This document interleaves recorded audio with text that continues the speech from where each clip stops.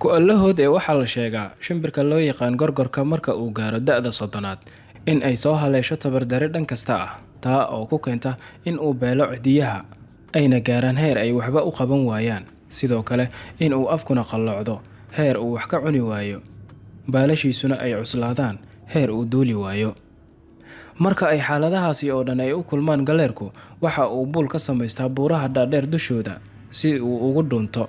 Halkaas ayuuna muddo 5 bilood ah isku dayaa in uu dib isugu dhalan rogo, isagoo gafuurkiisii ku garaacaya dhagaxa, isla markaana cidiyihiisii iyo baalashiisii siibid ku bilaabaya.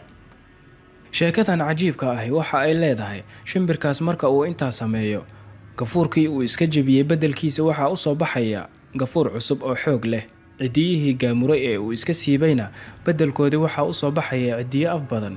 Baalashii cuslaaday ee uu ku duuli waayeyna marka uu iska siibay kadib beddelkoodii waxaa u soo baxaya baalal cusub oo aad u fudud. Marka ay u soo cusboonaadaanna, saddexdii shay ee ugu muhiimsanaa noloshiisa waa afkii, cidiyihii iyo baalashiiba wuxuu noqdaa sidii mid xalay dhalay ah, wuxuuna sii noolaadaa ilaa 20 ama 30 sano oo kale. Markasta oo uu dhammaysto sanadahanna waxa uu sameeyaa sidii hore si la mid ah, markaasna sidaa ayuu ku noqonayaa mid weligii baaqi ku ahaada nolosha. Daawade, bal aan isweydiino maxaa ka runa sheekadan? Qaab nololeedka shimbirkan ama guud ahaan shimbiraha kale iyo warbixinta noocaana aad iyo aad ayay u kala fog yihiin.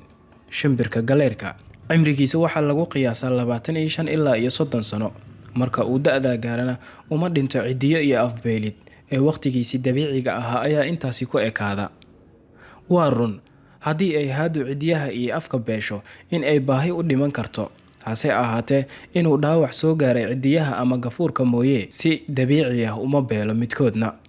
Baalashana iskama rifta haadu noocay doonta ha ahaatee inuu cudur kaga dhacay ay u beesho mooyee.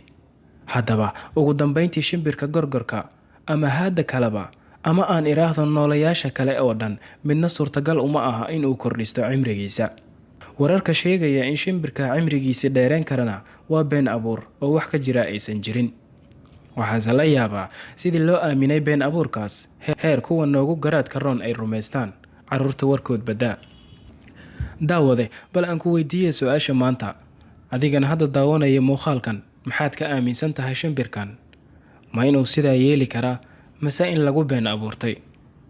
Faalladaadii commentiga noogu reeb, hana ilaabin inaad videoga like saarto waa haddii aad ka heshe. Ra'yigaagana commentiga noogu reeb oo waa inoo muhiim. Haddii aad horay halkan nagula midoobinna nagu soo biir oo subscribe saar channelka si ay kuu soo gaaraan muuqaalada xiga ee aan soo gelin doono. Haddii aad horay u saartayna waan kaaga mahadcelinaynaa dhiirigelintaada. Mahadsanid.